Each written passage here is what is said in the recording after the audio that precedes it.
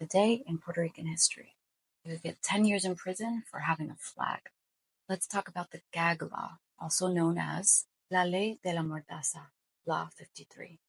On May 21st, 1948, the Puerto Rican legislature passed the gag law.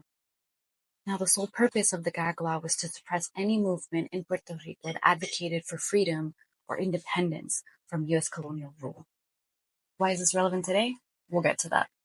The gag law allowed officials to go into homes and search and seize anything they deemed to be part of the Puerto Rican independence movement. Also, they would go around in unmarked cars and stop people and search them. And basically, it allowed them to arrest anyone that they believed was part of the independence movement and went against the government. Sound familiar? But perhaps one of the most poignant stories of that era was that of Francisco Matos Paoli. Francisco was a prominent member of the independence movement, and one day officials showed up at his doorstep to search his home for any illegal items, guns, arms, anything that tied him to the movement. But all they found in his home was a Puerto Rican flag.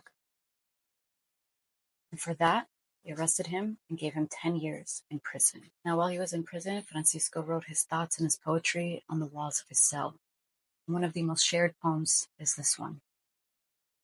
The despot gives power to one slave over another slave to accelerate the process of their mutual destruction.